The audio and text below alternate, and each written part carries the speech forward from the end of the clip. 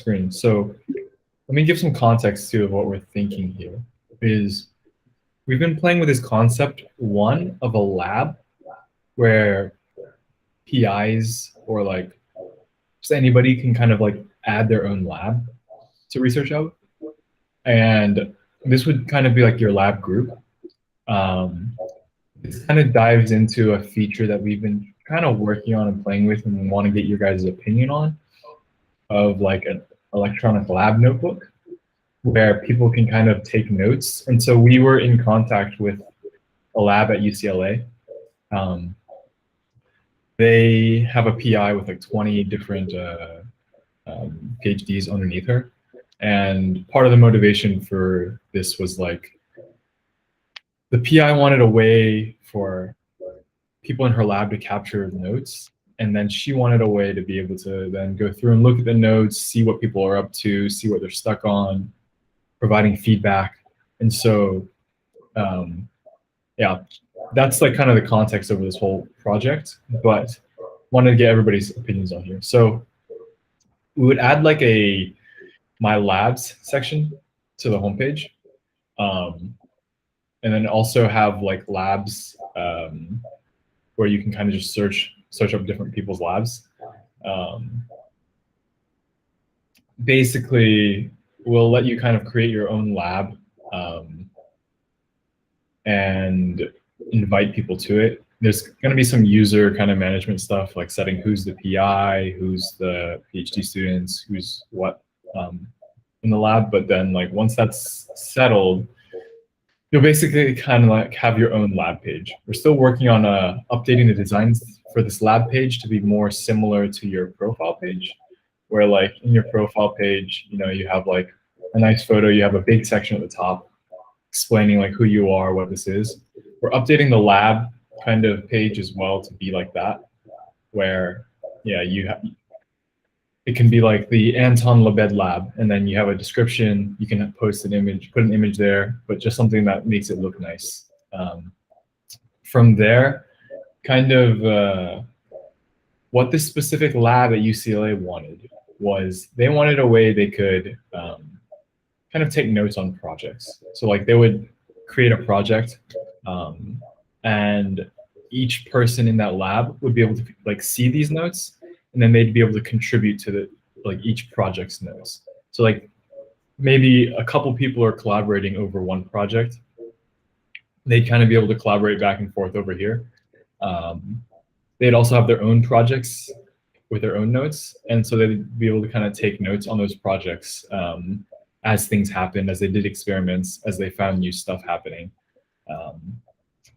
Any kind of like jotting things down, adding figures here. Eventually we want to get to the point where, yeah, we can add code and things as well, and crunching data, so you can kind of like do your work through this thing, but we're probably not there yet in the V1. The way it would work is that when you would make a note, what we're kind of imagining is after you write in this thing, it kind of automatically creates an entry here for you inside of your lab page, where it'll be like, yeah, like this person just added a note to this project. And it'll like automatically generate this thing where then people can kind of come to your lab and see like, hey, what are people up to? What are people working on? So there's a concept here where we're making like, hey, sections of the lab can be private or public. So if you don't want your notes public, you can leave your notes as private, and then they wouldn't show up in this section. We're updating this kind of design here as well, so that like you as a lab can upload kind of the papers that you've published. And let me see exactly the sections we had set out for it. Publications, people in your lab, and some like contact us section here as well. So anything that the lab would want to showcase to the outside world here. Oops. So going through the flow.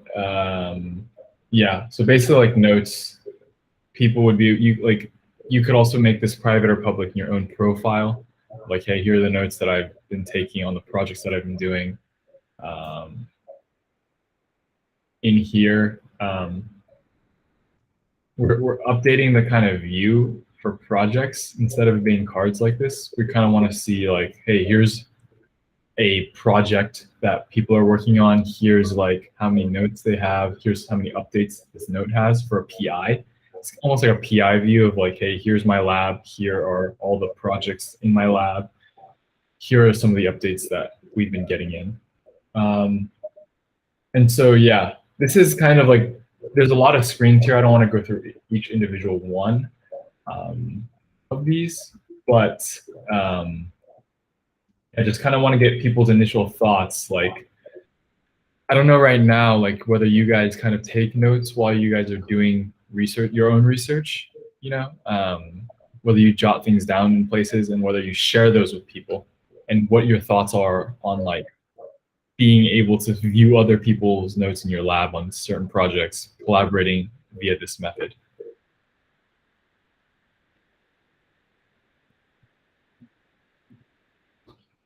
It's a little hard to envision what exactly notes are, right? So if it's just a wall of text, right, you've been taking as you listen to a lecture, for example, or to someone's presentation, that's probably going to be useless for everyone except for you, right? Because it's highly contextual. So the way it's structured right now, they are, you kind of make them as separate posts almost, right? Not notes. So I don't know, like if my lab would take notes like that, it's probably not going to be I take a separate note portion and create a post, and someone else takes some notes and takes a post. We're going to work in a shared document, so we don't have to like scroll through 10 separate posts to get the the entire picture. So I don't know how that fits into this whole idea of creating individual notes for every single independent thought you have. So I think the idea here is like a lab notebook. I'm not sure if it's the same in psychology, but for molecular biology, like if I wanted to run a gel, like I would have a protocol with all the reagents, and then I would like take note of like the temperature and how long I ran it. And then at the end, I'd include like a picture and like what I interpreted the results as. Very raw, like just for my own notes, but it would be in like a carbon copy notebook, where if my PI wanted to come through and see what I was working on, they could walk to my workstation, like go through the notes that I actually made. The way we're thinking about this is like an individual would have their own like personal carbon copy note thing where they basically just like put all their notes for like their, like I'm used to wet lab research. And then essentially these would integrate into a project. So Anton, if me and you were working on a similar project, but like kind of different experiments, both our individual notebooks would like assimilate within a project view that the PI could see like chronologically what's happening, but me and you would each have individual like Google Docs. We also have this to be collaborative though too, right? Or we anticipate it being. Yeah, collaborative, yeah. Gotcha. As far as I know, all the software for doing this kind of project tracking or whatever, it just has a bit more structure. It has more precise data. It's not just like unstructured text, but it has things like results of the experiment, which experiment is it tied to, just more granular details for a specific need. And there is a reason why like there are different software for each of the research areas, because they all have slightly different needs, and they are all just trying to accommodate those different needs. While this like could bring some value for sure, I mean, obviously people are demanding something like that, but is this the right way to start? Like, is this the right starting point? Not sure. So I guess another piece of the puzzle here that's important context, this example with the quantum biologists from UCLA, they're in a situation where they have a lot of really talented researchers doing amazing work, but just by the nature of their field, which is relatively new, there's not a lot of available funding. So one of their goals outside of just the project management aspect of it is the ability to share like results in real time in order to help build a community and then eventually, like in theory, attract donors. So like building awareness of their work and financial resources, which is where I think we'll hopefully be able to have a competitive advantage over these probably more built out like project management softwares for science, where in theory, these notes could not just be like, you don't just manage your lab, but you also click publish on the ones that you want to be public facing, and in theory can earn capital from doing so. I think when it comes to like the actual like niche project management tools, every field of science is so different. Even like Anton, like psychology is so different than molecular biology. Like what would even go in these notes is so different. But I think we could eventually, assuming this gains traction, build out like field specific, like even specific hubs could have their own like version of the notebook that was like tailored towards whatever needs people in that like specific domain of science wanted. Just to confirm your vision, so you are building this to create more use for RSC, right? So this is something could pay for to get access to like private notes and be more in touch with cutting edge, results on your specific topic of interest. Is that kind of the direction you're going to? Yeah, that's kind of the next step. It's sort of like the first step is this like live feed of public facing notes that like a research lab would want to put out there. And then the next step would be able to have like a Patreon style where maybe I don't want the live feed, but I want to be actually in the collaborative editor, as a pure viewer before it's like released to the public. Like there could be people pay, kind of pay out. Yeah, so that makes more sense. The entire thing, I think what Dragon meant is a continuation of our last conversation, that it's probably unlikely you're going to surpass the quality of the specialized, software in the area. But if you push your unique angle, and you have two, right? So for research producers, it would be to advertise their research and share like pieces or nitpicks to make everyone interested about what they're doing. And for the users, research consumers, it provides kind of a function for RSC to pay for sneak peeks at research. So in that regard, I think it's perfect, right? Just it doesn't need to be anything complex, just needs to fulfill the function that you want it to do, right? Yeah, I can agree with that. Value proposition as like something like Patreon for science makes much more sense than building as like a main feature within the ResearchHub. Yeah. So yeah, I kind of want to get a sense from you guys, like, do any of you guys kind of take kind of lab notes like this right now?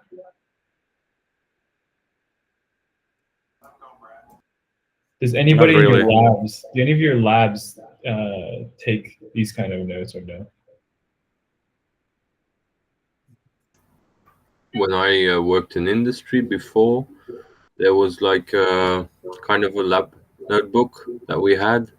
Yeah, some kind of ELN software, but like at my lab, we don't use any of the softwares, just Excel sheets and stuff like that. Philip, do you use like a physical notebook at all? No. But maybe that's my lab. Yeah, everything for us, everything is so automatized and protocolized, right? So if you register a participant, it's already in the system. Everyone knows when they come in, when they finish. If you reserve a scanner, everybody knows when you reserved it, when you finish, when you start, stuff like that. So I to be honest, I completely I didn't take into account stuff like you described with Patrick, with you need to describe what's going on in the vials that you're combining or something. Maybe for this area, it's gonna be a completely game changer. Not sure.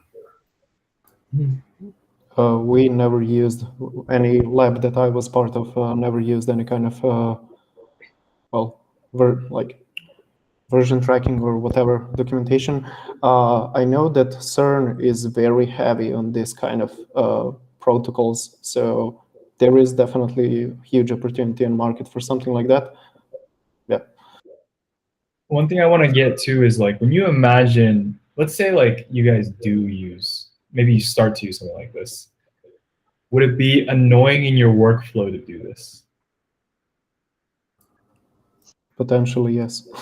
Yeah, more work without any benefits. The benefits are key, and the benefits, if the funding comes through later, right, like by Patreon or whatever, like I would do it, right? So like what we need is a cultural change, and what we need an example. So like the lab that you're describing right now looks like on board. If that can fall through and they get funding, oh, right now I'm not doing these things, but like I want to do it right now. And yeah, you're going to start to do it once you see other people have success doing that kind of thing. Yeah. I mean, for me, I don't even know what I would take notes on. Like, participant came in, they did the computerized task. I programmed a vehicle earlier. You know, it's interesting that when you described it in my head, it looked like at some parts it's just basically you taking notes and creating text files. However, there are glimpses of other functionality of more like the lab management or like, Asana type of thing. Yeah. And I think that can, if for me personally, if that was part of this thing, I would use it for that. You think about it this way, like it could be very similar to like Kickstarter or something, where you lay out the roadmap of your lab. Like in the next year, we're gonna do these projects, following up these projects and stuff like that. But imagine like you could partially reveal this roadmap depending on how much you contribute RSC, and think about, let's say in 3 months there's going to be one experiment, but there is also another option to make another experiment that's kind of like a side track to test one specific thing. And if you get enough REC or something by the time you get there, you might do 2 experiments instead of 1, right? So basically, yeah, it's very similar to Kickstarter, right? So think, you just reveal the stretch goal and people donate to make it happen. If it doesn't happen, you just proceed with what you planned in the lab before. So that part, well, it makes sense. Yeah, I'm trying to think about what kind of publications would you entice people? Would you publish in order to entice people to fund your lab? You know what I mean? Like there is papers, fine, those are, you're not going to publish those, but like you want to get some funding. What kind of publications, what kind of posts are you going to make, Anton, in your case, to get people to give you money? Well, the post is interesting. The way I see it, an ideal case, like imagine the whimsical we used before, but it looks kind of like a roadmap, like a tree, right, with branching paths. And you are moving chronologically through it, your lab, like you have goals to test this stuff and this stuff. But now I would imagine this individual plates and individual steps are clickable. And when you open them, you get to the page that describes in more details, like what is the hypothesis and stuff like that. Or if it already has been conducted, it's a past milestone, then there are results in there. So if I would want to advertise, I don't know, I keep thinking about the example that Patrick brings up with the finasteride, right? Was it with a community of people who just interested in more side effects? So imagine I would be a finasteride researcher, right? If I would just do my own thing, maybe I would, I don't know, develop some other type of molecule or something that's more persistent, requires like less frequent application or something. But then I could reveal an alternative goal or something like that, and be like, yeah, I'm not going to focus on that, but if you want to pay for it, we can. And this part would be like more extensive data collection on side effects, right? And in this case, people will be like, yeah, please do focus on this. It's going to be more expensive. So it's kind of like modular. You can buy modules for studies in a way. This seems a little bit like the next step past like building communities where it's like all of a sudden now that I have like a network of funders who are interested in my work, like I could throw out a pre-registration as like a grant proposal or something and try and like disrupt grant proposals somehow.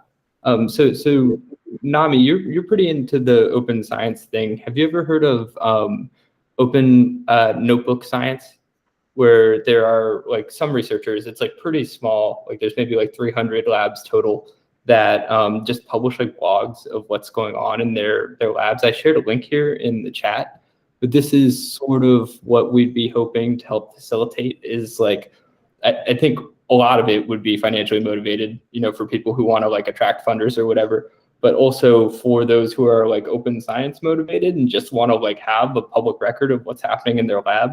The tools that they're currently using are like, you know, just regular blog software.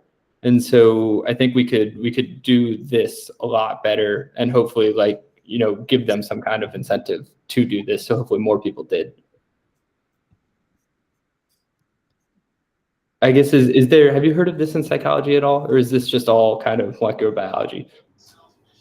No, actually, I didn't see an example. Like I just have, I'm having a hard time grasping the concept of this modular publication that Chris is also working out at the liberal science thing. But yeah, this is great. But like the always the question is what can I share? And we are not trained to communicate that way. That's huge issue because like there's no culture behind it.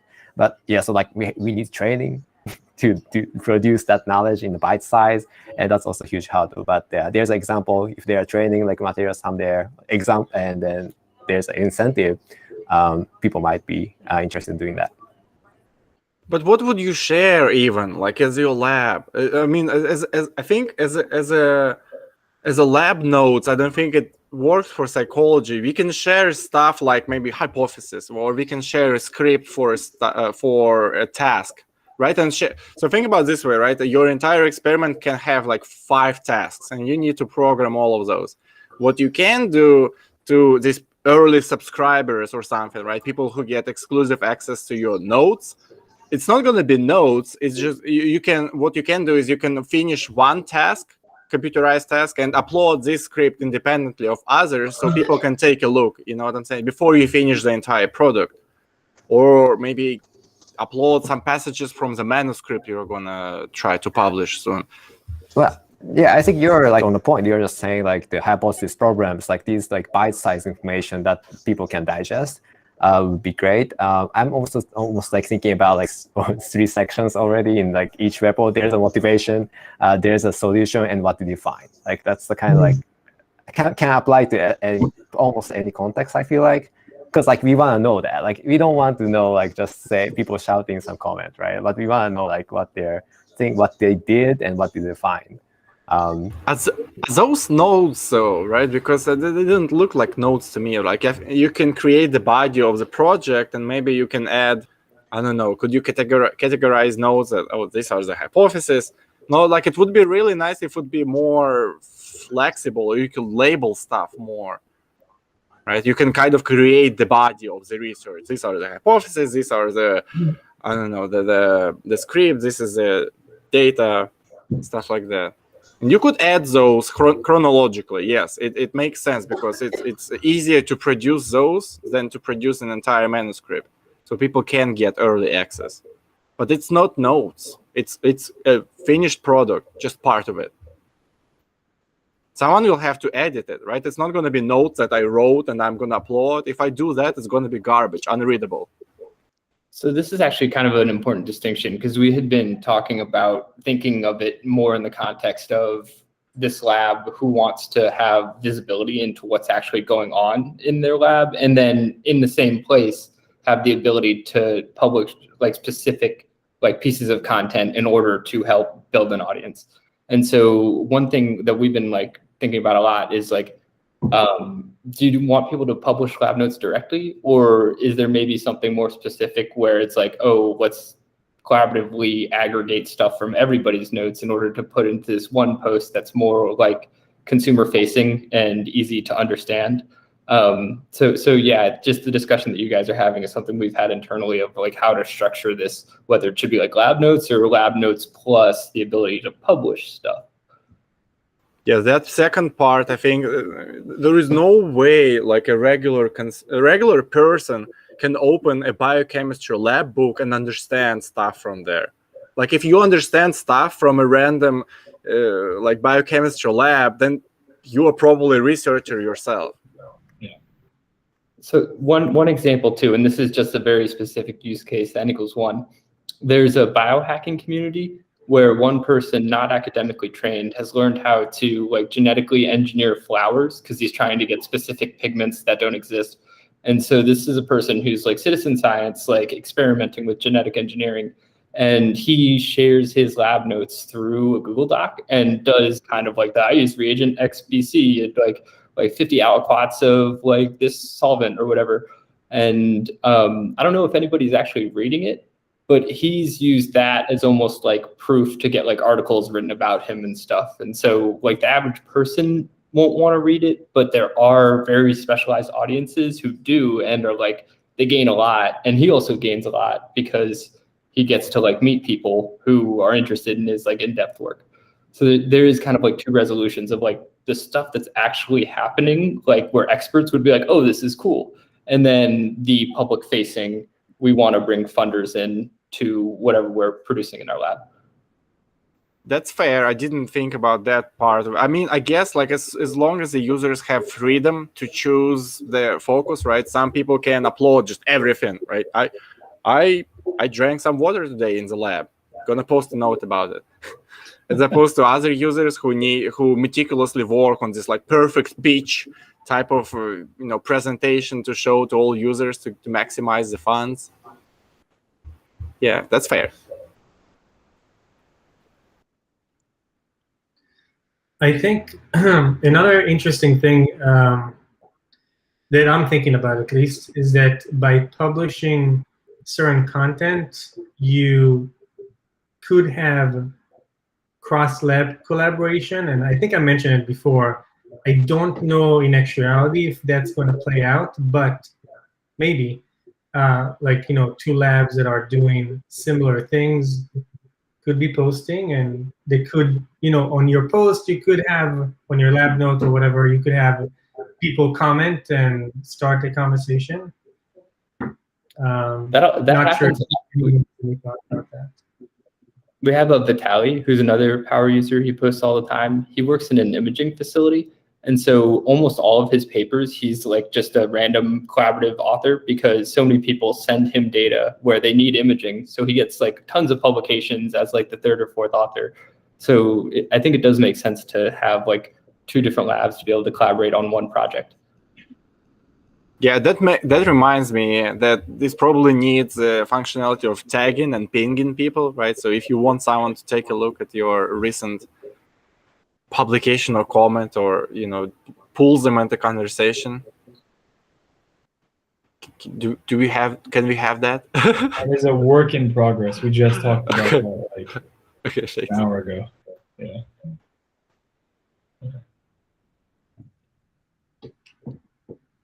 I think, Dragon, you make a great point here too, and this could be a really good selling feature for when we eventually do try and bring some kind of grants into ResearchHub to say, hey, here's why this is better than your traditional grant infrastructure, is because you get resolution to what's happening every day.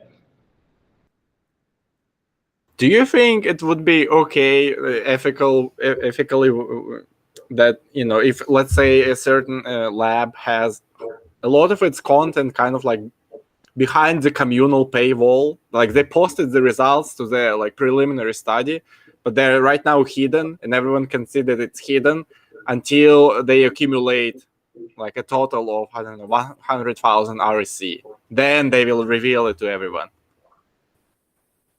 Yeah, I mean, I think that's kind of cool. It kind of reminds me of like loot boxes a little bit too, where if the results are negative, everybody's like, oh no, but if they're good, then it's cool. Yeah, I think this could go in many different directions, and we'd do it based on customer feedback and build what people wanted.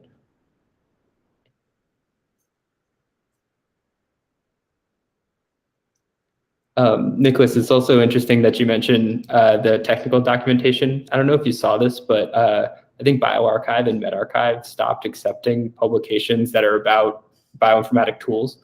Like if it's simply a software tool, you're not allowed to submit it as a manuscript to bioRxiv anymore.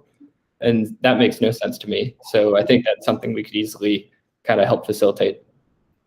Yeah, there's so much stuff hidden in GitHub that's not like publicly available or readily searchable. That and the RSC point would get them to post it here.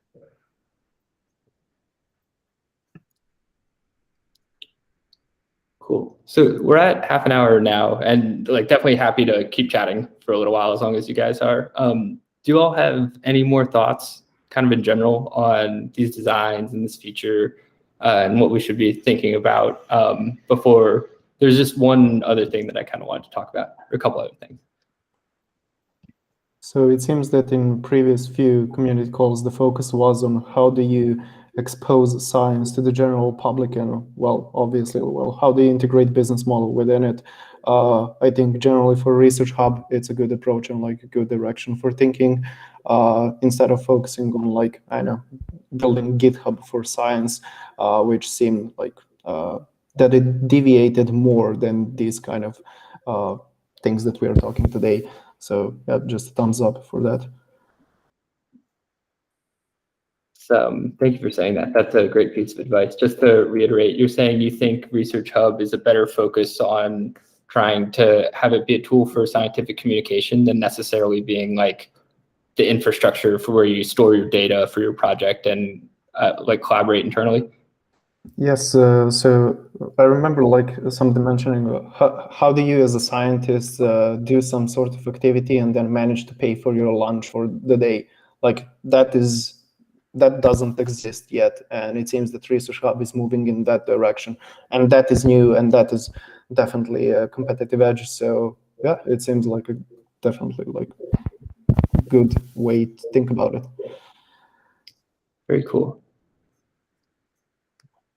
Awesome. So the next thing that I kind of wanted to talk about is we're building this hypothesis evidence graph feature. Pat, do you mind just pulling up the picture just to have it in the background while I talk about it? The idea here is people could make hypotheses like wearing masks helps prevent the spread of COVID, and then add citations that either support or refute that hypothesis. And so there are a couple things that we might do here, but this is what we're hoping to build within the next few weeks. Just as like an example, a post that I shared a couple days ago, a question that was like, hey, what does epigenetics have to do with depression?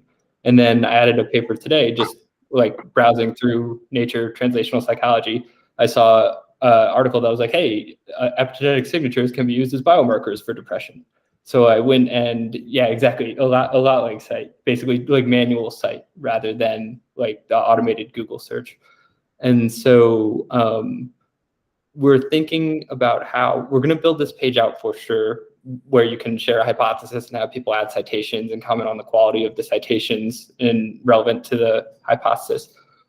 But I wanted to have one more discussion about whether you all think it makes sense to have this type of post be standalone, where I would say masks help prevent the spread of COVID, versus having it be attached to a question, where there would be a base research question that says, do masks help prevent the spread of COVID?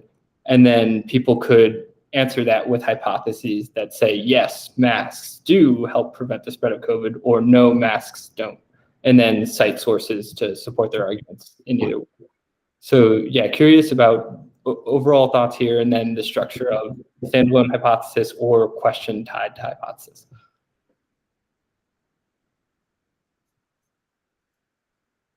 I guess like it would be more fair that if it's agnostic, if it's just a question, how do masks affect COVID spread, right? Because it doesn't prime the users to dig into the direction of that proposed by the question. Like, do masks help the spread of COVID? will point people in the direction of finding the research support and that. If you frame the question, do masks harm the spread of COVID, that also points them in direction, but the opposite one. But I guess the biggest thing is that the question needs to be kind of answerable binary, right? It's either yes or no, well, or neither, right? Because like if you ask a question, how like, you know what I'm saying? Like if it's neither, like if it does something else about COVID, right? It doesn't help promote or prevent spread. If it changes the course of the illness itself or something like that, you know what I'm saying?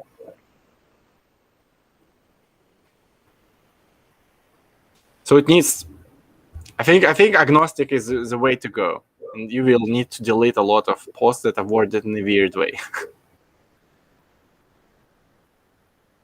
So by agnostic, does that mean with the question or just hypothesis standalone? Just with the question.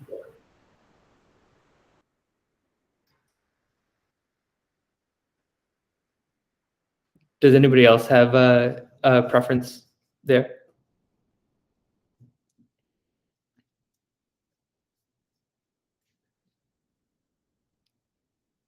One reason why I think the list or having a question be tied to the hypothesis is interesting is having curated lists of open questions just by itself, I think is kind of interesting. Where like if I were to say, hey, what's the top 10 most important questions in molecular biology today? Like I'm not really sure what they are. Like I know what I'm interested in, but I would love to see like every molecular biologist in the world weigh in on what they think is important right now. And so I'm curious if you guys think having like curated lists of questions is also something that would be valuable in and of itself outside of this hypothesis feature. Yeah, definitely. Like this Mimosa project that I shared in the chat talks about a lot of the benefits of having something like that. And for researchers, for people that aren't researchers but are just curious, for journalists, investigators, general kind, definitely has the benefits. But it's kind of quite the opposite of what I was mentioning previously. Like this goes away from what ResearchHub like maybe is supposed to be. This is kind of a very specific feature that requires a lot of community effort. And yeah, I'm not sure if this is the right direction, but yeah. So I take your point, and I think that makes sense where, and generally, I think your feedback is awesome because it helps to keep us focused on what we're actually better at than the other projects. But so in theory, what we want to be doing is creating a SciComm tool that helps to pay people for sharing content. And this is more of like a data aggregation thing. And so I guess I'm wondering, one way that I also sort of see this being used is like a lot of laboratories, like they're working on hypotheses, right, that they sort of believe. And the experiments and papers that they're like publishing are towards like either supporting or refuting the kind of like underlying hypothesis that they're working on.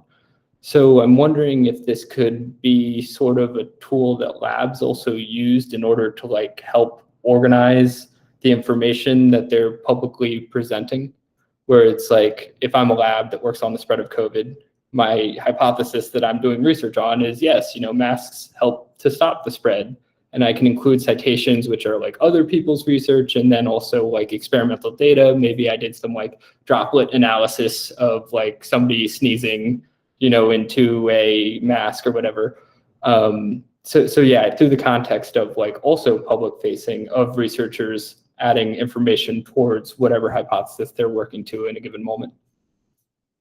Do you think it would be possible to, well, continuing the discussion about the labs, to make it possible that for people to create, like right now, the way you present it, anybody can add relevant papers, right? So like you post the question publicly and people can add more and more papers supporting one side or the other. But do you think you can add the manually curated versions? Like, so a lab can add a hypothesis they're working on for the past like 2 years or something, and they will have an opportunity to add and remove relevant papers and their own results in favor or opposing the hypothesis. Maybe other people can suggest papers, but they need to be manually approved by the lab. Yeah, we're kind of thinking, I think the management of this is going to be a little bit tricky, and long-term might resemble something like a GitHub repo where there are certain people who own it, but then there's lots of contributors that add code. So yeah, in theory, whoever posted the hypothesis for the first version will be like the moderator of the page. So if people add content that's irrelevant, then whoever posted it would be able to get rid of it and then maybe even appoint others to help moderate. That can be tricky, right? Because the person itself, the first person can be really biased and can propose something very socially harmful, and will try to cherry pick only articles that support it. Yeah, I think there are lots of details on this feature that are going to be trial and error, but this is sort of like the first stab at seeing, hey, do people actually want to try and organize information, in this format?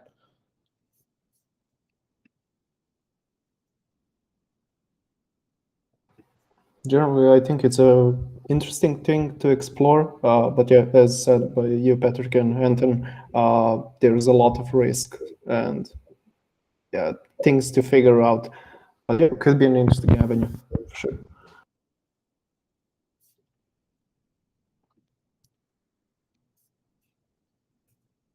Okay, cool. Yeah, so it's good to hear from you guys giving feedback on that. That's definitely super helpful. That's pretty much all I had for this week. We also have the Power User Program, which, sorry, I haven't recruited any other people. I dropped the ball there, but I'll try and get more people for next week. One thing I was thinking, and this is if we believe that questions are relevant, is trying to hit up people and say, hey, add the top 10 questions in botany or the top 10 questions in psychology. Do you guys think because we could do that now with our post feature, do you think it's worth making an effort trying to see if we can get people to share questions that would then be answered with hypotheses once the feature's ready? Oh, there is one that's awarded 15K RC, right? Yeah, he emailed us and asked for a new hub. And yeah. Hey, add some questions. This sounds interesting. It's like catastrophism. I don't know. Have you guys ever looked this up before? It's interesting. But yeah, and he added a question. I think that question is thought-provoking. I think there's lots of ways people could both support and refute it. So that to me fit into sort of the paradigm that I think we might end up at. Mm-hmm. Sorry, I'm missing the context for that. Could you elaborate what has happened actually? Yeah, I'll share a link here in the chat. We had one of our power users is a geologist and posts really interesting papers about sun cycles and pretty interesting out there stuff. And so they reached out and said, hey, you guys should add I don't know how to even say catastrophism hub, where the idea is there's ways I think the world is going to end or something. It's a study of the world ending or something like that. And so we added it, and I was like, you should add some cool questions, it's that way it's an interesting topic, and in theory to test out if people would add questions. And so he added a question, which is it's pretty interesting. It's thought-provoking for sure. And I think that there are probably papers that exist that you could use to either support or refute, to create hypotheses to answer this.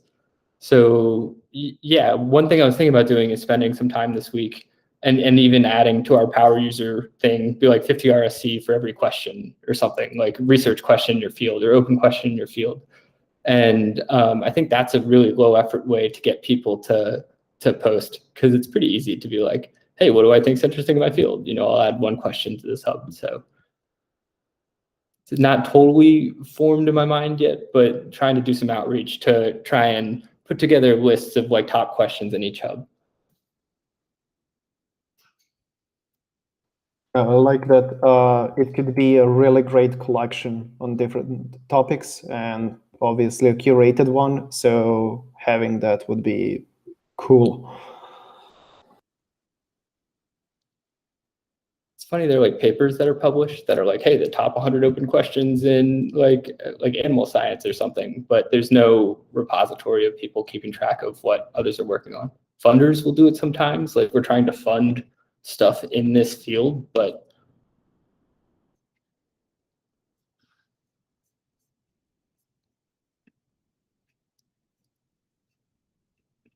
cool. Yeah, so that's pretty much all I had. We have the gas fees are super high right now. I don't know if you guys have seen the NFT stuff going on, but I'll send out the coins for the past 2 weeks for the power user program after this. You mean how do you distribute them within ResearchHub? Do you add it to the account, or do you send it externally? I've been sending it just from our like company MetaMask. Gotcha. Wouldn't it be easier to distribute via the website itself to avoid gas taxes? Yeah, we could definitely do that. It's just so small scale right now that it's, Gotcha. I don't want to use Pat Lou's time, but cool. Do you guys have anything for us?